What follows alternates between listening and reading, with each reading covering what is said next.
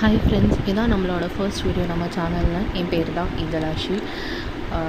Suppose உங்களுக்கு இந்த video பிடிச்சிருந்துச்சுன்னா ப்ளீஸ் லைக் பண்ணுங்கள், சப்ஸ்கிரைப் பண்ணுங்கள், ஷேர் கண்டிப்பாக பண்ணுங்கள். அப்புறம் நீங்கள் என்ன பார்த்துட்ருக்குறீங்க, நான் வந்து இப்போ பீனட்டால் வச்சு ஐஸ்கிரீம் செய்ய போகிறேன்.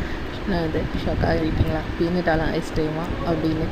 யூஸ் கைஸ், பீனட்டால் ஐஸ்கிரீம். நானும் இது வந்து ஒரு யூடியூப்பில் தான் பார்த்துருந்தேன், பீனட் ஐஸ்கிரீம் அப்படின்னு சொல்லிட்டு. ரொம்பவே நானும் ஷாக்காக பார்த்துட்டு அதுக்கப்புறம் தான் சரி நம்ம ட்ரை பண்ணுவோம் அப்படின்ற ஒரு மைண்ட் செட்டில் தான் ட்ரை பண்ணேன்.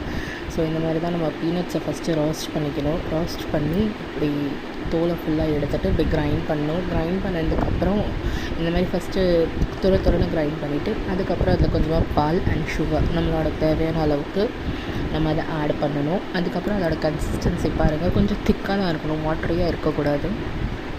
ஸோ நானும் இப்போ ஸ்பூன் வச்சு செக் பண்ணுவேன், பிகாஸ் அதோட கன்சிஸ்டன்சி திக்காக இருந்தால் தான் ஐஸ்கிரீம் பீஸ் வரும் நமக்கு, இல்லைனா வராது.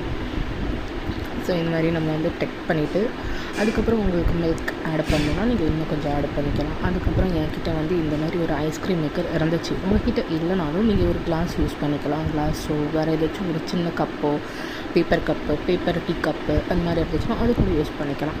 ஸோ நான் இதை வாங்கியிருந்தேன். ஸோ இதை நான் இப்போ ட்ரை பண்ணேன். பட்டு இந்த மாதிரி நம்ம ஃபில் பண்ணி இதை வந்து ஒரு 6 to 7 hours இல்லை 8 to 9 hours நீங்கள் வந்து அதை ஃப்ரீஸ் பண்ணணும்.